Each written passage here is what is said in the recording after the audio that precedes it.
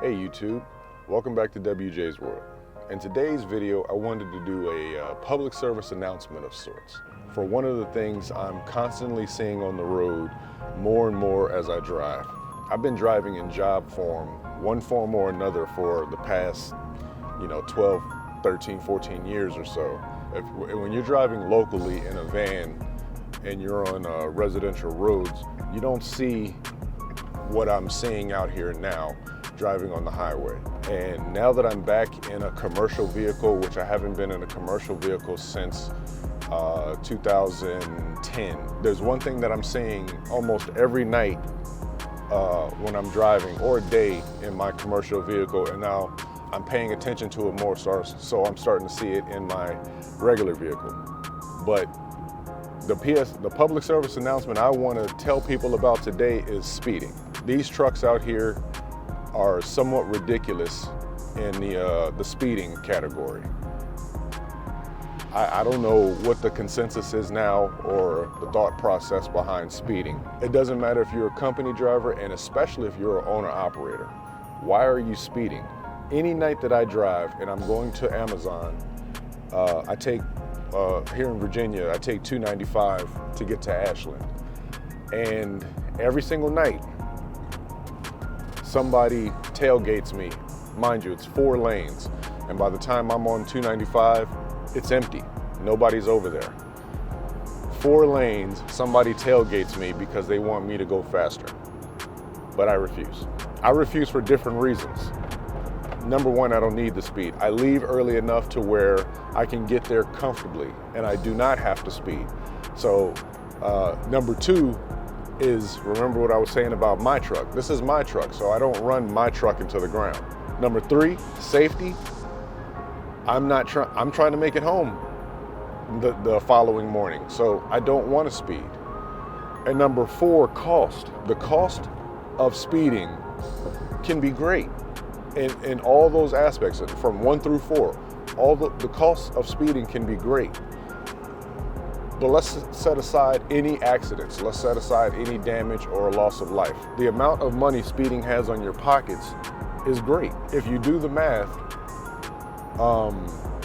you can actually calculate how much money you're spending in fuel from at each speed. Test it. Calculate it, document, so you can see exactly how much money you're spending at what speed. Now, from what I've read, and from my research, 65 miles an hour is the absolute max that I drive. I don't drive, unless I'm going downhill, I don't drive much faster than that. Now, a lot of our highways around here are 70 miles an hour. Oh well, I don't care. I don't care. I'm not doing this to throw it right back into the tank. So therefore, go around me. I'm usually not in the fast lane. Usually commercial trucks are not supposed to be in the fast lane.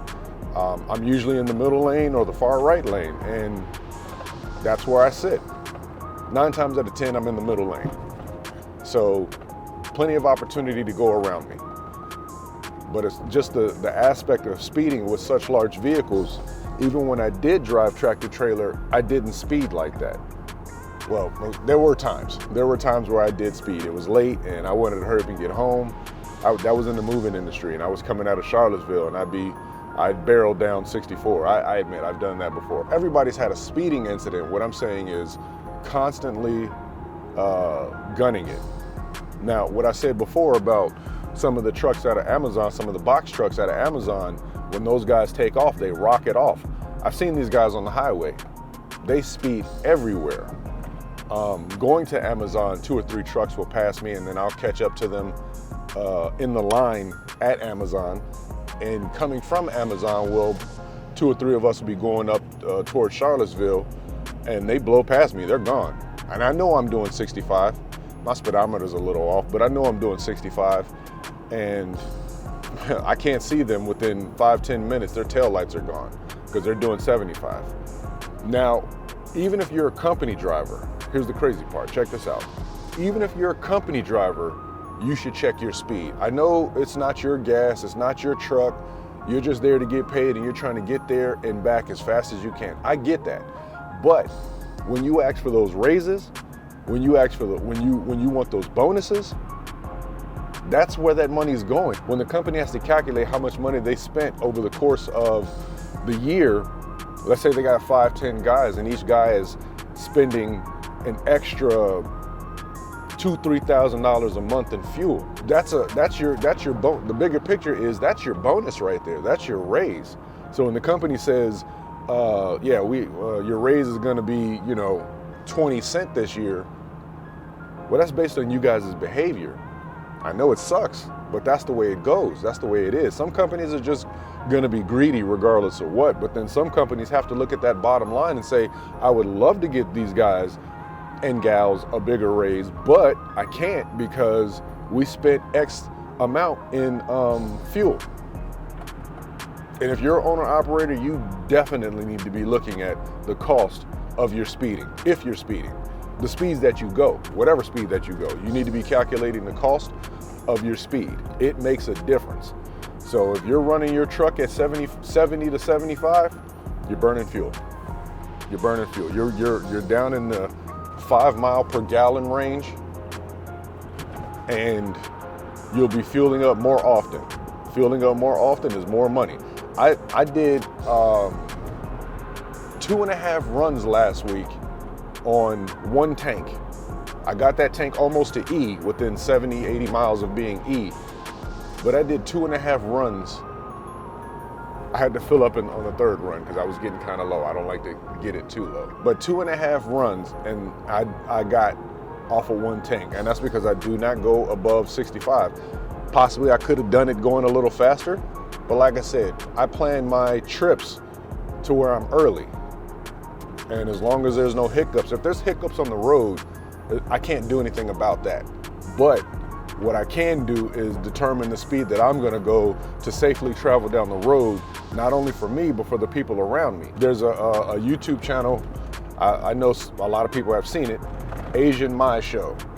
Go watch Asian My Show and look at some of the accidents he reports. Sometimes it's not our fault. That's why we have dash cams.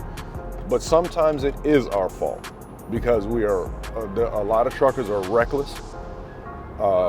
Just like the people that's driving the cars, they're reckless. Don't care, not taking the proper precautions, not doing pre-trip inspections to make sure your equipment is up to par. So my PSA today for this video, a little short video, is stop speeding. Your pockets will thank you. The people that you don't crash into, even though they won't thank you, they are appreciative. And it also just cuts down on a lot of the road rage out here. When people have road rage around Richmond now they're shooting in the cars. When I see people ride my butt, what I do is I get out the way.